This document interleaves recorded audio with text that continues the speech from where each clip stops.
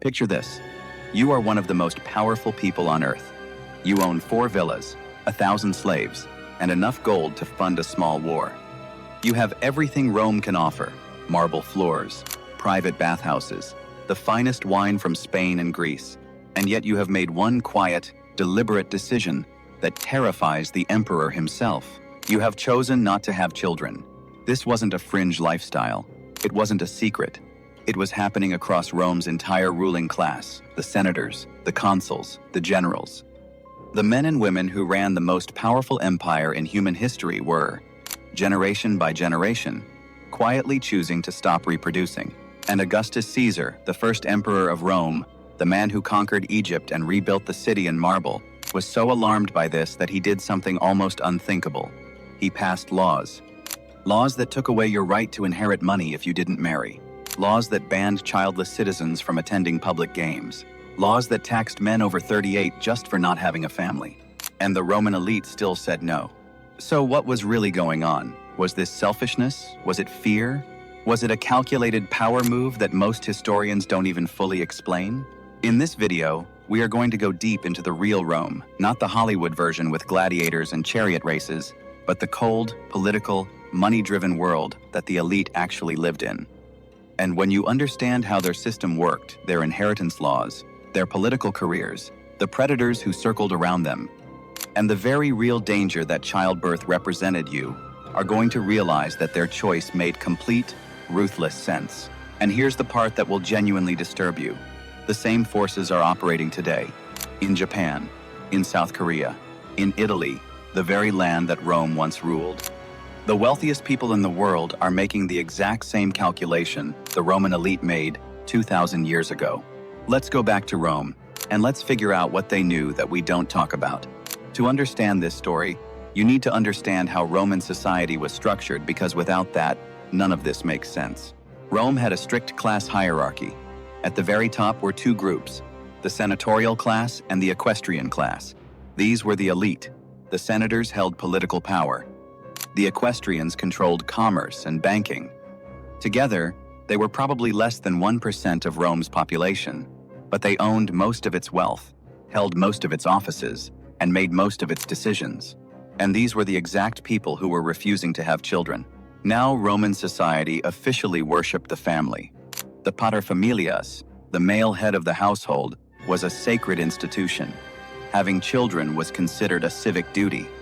It was written into Roman religious and moral tradition that a good Roman citizen produced heirs for the state, heirs who would become soldiers, senators, and mothers of future Romans. Historians estimate the senatorial class birth rate had fallen so sharply by Augustus's time that the class could no longer sustain its own numbers without legal intervention. So when Augustus looked out across Rome in the decades before the 1st century CE, he saw something that genuinely scared him. The founding noble families of Rome, families whose names went back hundreds of years, were simply dying out. Not because of war or plague, because of choice. He gave a speech, a long, famous speech recorded by the historian Cassius Dio, where he addressed Rome's unmarried and childless men directly, lecturing them, pleading with them, shaming them. He said the city was being destroyed from within. He called childless men traitors not to battle, but to the bloodline of Rome itself. And then he passed the Lex Iulia de Maritandis Ordinibus in 18 BCE. This law made it compulsory for men of the senatorial and equestrian class aged 25 to 60 to marry and produce children. Men who refused lost their right to inherit property or receive legacies. Childless couples faced similar restrictions. Even attending public games was forbidden for those who remained unmarried. It was, in effect, a forced reproduction policy for the most powerful people in the world, and it barely worked. Which tells you that the reasons behind this childlessness were far stronger than the threat of legal punishment. So what were those reasons? Let's start with the most obvious one: money. Roman inheritance law operated on a principle that seems obvious but had devastating consequences for elite families. When you died, your estate was divided among your children, all of them, equally. Think about what that means across just 3 generations. Your great-grandfather builds an estate worth 1 million sesterces, one of the great fortunes of Rome. He has 4 children. Each one inherits 250,000. Those children each have 3 children. Now you're looking at pieces of 83,000 each. Within 2 generations, a massive fortune has been shredded into fragments. The family is no longer elite. The family is merely comfortable. And comfortable, in Rome, meant politically irrelevant. Wealthy Roman families understood this math perfectly. More children meant a smaller inheritance per child, which meant political weakness, which meant loss of influence, contracts, appointments, and alliances. In a society where power was almost entirely inherited, fragmenting your estate was essentially slow-motion suicide for your family's status. Historians estimate that at least 1 in 5 elite Roman marriages remained completely childless, a figure that shocked Augustus enough to mandate reproduction by law. But here is where the story gets genuinely strange. There was a second dimension to this that most people have never heard of. Being childless in Rome didn't just protect your fortune, it actually made you more powerful during your lifetime. A childless, wealthy Roman became the most sought-after social target in the city. There was an entire class of people called captatores in Latin, or legacy hunters who made it their life's work to befriend, flatter, and ingratiate themselves with rich, childless patrons. They brought gifts, they attended dinners, they wrote poetry praising the old man's wisdom, they nursed the sick widow through her illness, all hoping to be named as heir. The poets Juvenal and Martial wrote about this obsessively. Martial described how legacy hunters would rush to a wealthy, childless patron's sickbed, not out of concern, but calculating whether this would be the death that finally paid off. The satirist Horace has an entire poem on the subject on how the childless rich could make an entire city perform for them simply by existing. Power, in Rome, could flow from emptiness, from the absence of heirs. And the elite understood this completely. But money and power aren't the whole story. Because for Roman women, the calculation was even darker. In the Croatian city of Split, archaeologists found a Roman tombstone with an inscription that has never left me since I first read it. It says, "She suffered torments in childbirth for 4 days, and she did not give birth, and she died anyway." In North Africa, another Roman tombstone reads, "She survived 36 years and 40 days. It was her 10th birth. She died on the 3rd day. 10 births in 36 years, and still not enough to outrun death." This is the reality that sits underneath all the politics and economics of Roman childlessness. For elite Roman women, women who had everything else, pregnancy was one of the most dangerous things they would ever face. Estimates suggest that between 1 and 2% of Roman births ended with the mother's death. That sounds small, until you remember that Roman women were expected to give birth 5 or 6 times in their lives. That's a cumulative mortality risk that every Roman noblewoman carried with her through every marriage. Among the famous women who died in childbirth in Rome, Julia, daughter of Julius Caesar and wife of Pompey, and Tullia, the beloved daughter of Cicero, who was devastated by her loss. No antibiotics, no surgical intervention, no understanding of infection. Childbirth was managed by midwives whose skills varied enormously.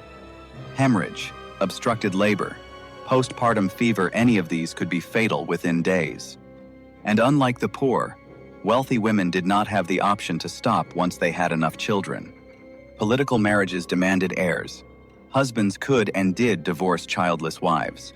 The social pressure was immense and relentless. But here is what changed, slowly, through the late Republic and into the imperial period. As Roman women gained more legal rights, and by the late Republic, elite women had significant control over their own property, they began to exercise quiet resistance, refusing to remarry after widowhood. Limiting the number of pregnancies through the crude contraceptive and abortive methods available in Roman medicine, choosing to live as wealthy, independent, childless women. And the Roman historian Tacitus makes a remarkable observation about one such woman. That she became powerful, his exact word, precisely because of her wealth and her childlessness. The two together made her untouchable, power through absence, influence through refusal. But there was one more force at work, and it operated at the very top of Roman politics. Here's something that will reframe everything you thought you knew about Rome. 5 of Rome's greatest emperors, the ones historians call the 5 good emperors, who presided over the most stable and prosperous period in Roman history, had something in common. None of them passed power to a biological son. Every single one adopted their successor. Nerva adopted Trajan. Trajan adopted Hadrian. Hadrian adopted Antoninus Pius. Antoninus Pius adopted Marcus Aurelius. This was not accident. This was philosophy, the deliberate rejection of biological inheritance in favor of merit-based selection. And it reflected something that the Roman elite understood deeply. Biology is random. Your biological son might be incompetent, cowardly, or mad. Your adopted son is chosen. Julius Caesar didn't pass his legacy to his biological son with Cleopatra. He adopted Octavian, who became Augustus, the greatest of all Roman emperors. Adoption in Rome was a sophisticated legal institution, far more formal than anything we have today. An adopted son carried full legal rights of inheritance. An adoption required approval from a formal assembly, the Comitia Curiata. For elite Roman men, this created a powerful incentive structure. Why go through the political and financial complications of raising biological children, educating them, managing their marriages? Watching your wealth fragment when you could simply observe the talent around you for decades, and then, at the right moment, adopt the most capable person you found. It was rational, almost coldly so. A biological child was a gamble. An adopted heir was a calculated choice made from experience and political intelligence. This also meant that being childless was not necessarily a dead end for your legacy. It was often the beginning of a very deliberate kind of immortality, choosing who would carry your name, your wealth, and your political alliances forward, rather than leaving it to the dice roll of genetics. Roman inheritance law, in fact, recognized this so completely that a formally adopted son had the exact same legal rights as a biological one. There was no second-class status, no asterisk. You chose your heir the way a CEO chooses a successor based on competence, character, and fit. So by now you might be asking, if this system was so rational, why did Augustus panic? Why did it frighten him enough to pass emergency laws? Because there was a bigger picture, and it was genuinely frightening. Augustus wasn't panicking about one generation of childless senators. He was watching a multi-generational pattern that, if it continued, would hollow out the class that ran Rome entirely. The old senatorial families, the gentes, the clans whose names were synonymous with Roman history were dying out. The Scipios, who had defeated Carthage, the Julii, who had produced Caesar. These were not just famous names. They were institutional networks, military alliances, financial relationships, cultural authority built over centuries. When a family line died out, all of that collapsed with it. The relationships, the favors owed, the political alignments, all of it dissolved. And increasingly, the positions that the old families had vacated were being filled by newcomers, freedmen's descendants, provincials, men of foreign origin who had risen through military service or commerce. Augustus saw this as a threat to Roman identity itself. His Lex Iulia wasn't just about birth rates. It was about preserving the composition of the ruling class, keeping Roman governance in Roman hands, as he defined Roman. His law explicitly forbade senators from marrying freedwomen or women associated with the theater. The bloodline of Rome's elite had to be protected. The irony that stunned even ancient Romans. The two consuls who proposed Augustus's childbirth laws in 9 CE, Marcus Papius Mutilus and Quintus Pompeius Secundus, were themselves both unmarried and childless. The historian Cassius Dio recorded this with undisguised amusement, but Augustus's laws, even when later tightened by the Lex Papia Poppaea in 9 CE, could not solve what was fundamentally a cultural problem. You cannot legislate desire. You cannot fine people into wanting children. The wealthy Romans, who had made their calculation that childlessness meant preserved wealth, retained power, independence, and safety, were not going to reverse that calculation because of a tax penalty. By the later imperial period, the old Republican noble families had almost entirely vanished. The Senate continued to function, but it was populated increasingly by men from the provinces, from Spain, from North Africa, from the Middle East. Emperors themselves came from these regions. Trajan and Hadrian were from Spain. Septimius Severus was from North Africa. The Roman Empire continued, but the Rome that Augustus had tried to preserve was gone. And that brings us to the most unsettling part of this whole story. South Korea has the lowest birth rate ever recorded for any country in human history. Japan is facing a demographic collapse so severe that its government has declared it a national crisis. Italy, the literal land of Rome, has a birth rate that sits far below replacement level. And in every single one of these places, the pattern is the same. The wealthiest, most educated, most successful people are having the fewest children, just like the Roman elite. The reasons are not identical. Roman noblewomen feared death in childbirth. Modern professionals fear career setbacks, financial strain, and the loss of personal freedom. But the underlying logic that children are expensive, that they fragment your resources, that independence has a value, that children complicate, that logic is 2,000 years old, and it is still running. Augustus tried to fix it with laws. Modern governments are trying the same thing: cash payments for having babies, tax incentives, subsidized childcare. South Korea spent over $200 billion over 2 decades trying to raise its birth rate. It didn't work. The birth rate kept falling. The Roman Empire lasted for centuries after Augustus's fertility crisis. So the collapse of the old elite didn't destroy Rome, it transformed it. The question for us is, what does our own transformation look like? What Rome shows us is that this is not a problem with a simple fix. It is a problem that emerges from the very logic of success, from what people do rationally when they have options, when they are educated, when they are free enough to choose.